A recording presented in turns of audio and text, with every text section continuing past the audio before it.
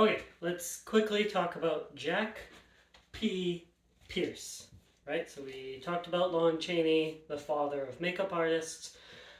Jack P. Pierce is the next step. So Jack was a Greek immigrant, came to America, wanted to be a baseball player, was told he wasn't good enough. So dreams shattered, goes looking for elsewhere, right? Like a lot of people we've talked about, finds work in film. He does various jobs, stuntman, actor, all sorts of things before he finally becomes the makeup artist, right? Um, he did the makeup on a movie called The Monkey Talks, which, believe it or not, is about a talking monkey. Only says ficus. Um, so he gets Universal's attention from that. He did the makeup of the monkey that talks, which wasn't a real monkey that talks, unfortunately. So with the passing of Lon Chaney, he becomes the new go-to guy, right? So he designed, I mentioned before, he did the makeup for the design of Conrad Veidt's character in The Man Who Laughs, which is the inspiration for the Joker. So big exaggerated smile. So that alone would be, I think, quite enough to be a notable name, right? Design the look that inspires the Joker. But no, becomes the go-to guy for Universal. So he kind of designs the look for Dracula. That's the first one, right? But Bela Lugosi is very stubborn, wants to apply his own makeup. A lot of it was pre-existing from the stage plays, the cape and stuff. Fangs are, not hard to figure out. The one thing that he added to the Dracula look that, is kind of associated with Dracula is the Widow's Peak. And that was kind of his signature for almost all of his characters that he made, was a widow's peak. At one point, he did makeup for a film that Vincent Price was on. Give him a widow's peak. So, I guess if you got a thing. But and then he does Frankenstein, right? So the look of Frankenstein is a big departure. We just talked about that from the book. So the bolts or the electrodes on the neck and the stitching, the flat top head, sunken eyes, that's all him. Even just the big padding and the shoes to make Boris a lot larger, intimidating, and inhuman, I suppose. Looking at my notes here. What else here? So yeah, he does Frankenstein, he does the Mummy, he does the Wolfman. The Wolfman, played by Lon Chaney Jr. In my Lon Chaney video, I mentioned that Lon took his young son and whisked him away. His young son later changed his name to Lon Chaney Jr.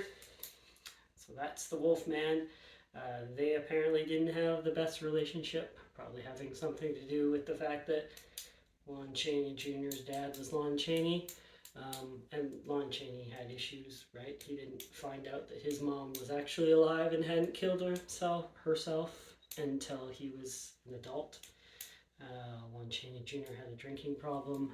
But yeah, if you watch the Lon Chaney Jr. is in a lot of the Universal movies. The Wolfman's in a bunch of them, and he does the makeup work for all of them.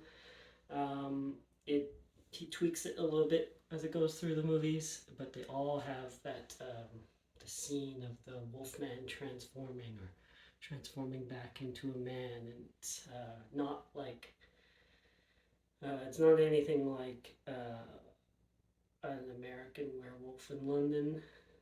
It's different. It's more like a time lapse of him changing, but it's quite notable.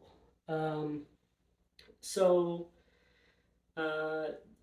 Universal Pictures during this time, though, is losing money. We're not in a great time, right? It's the Great Depression, which leads right into World War II.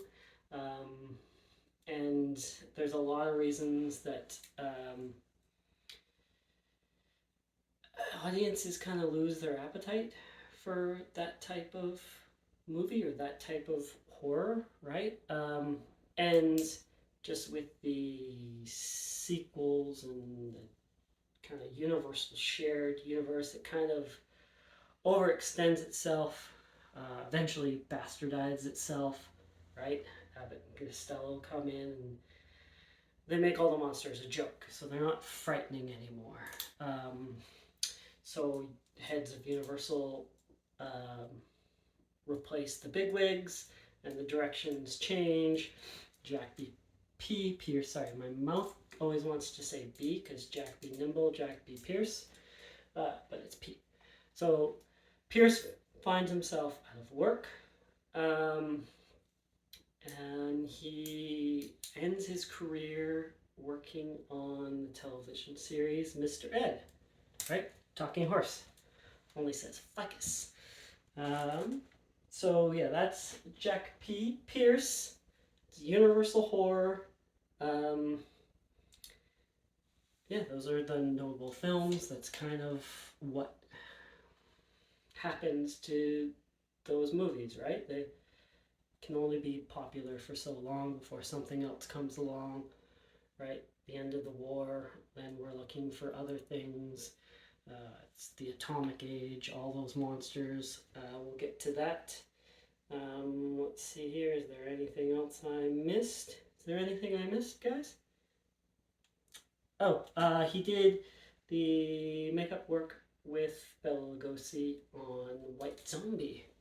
We'll have to talk about that because zombies and White Zombie are not the zombies that we know today. But we'll get to that when we get to that. So until then, thank you guys.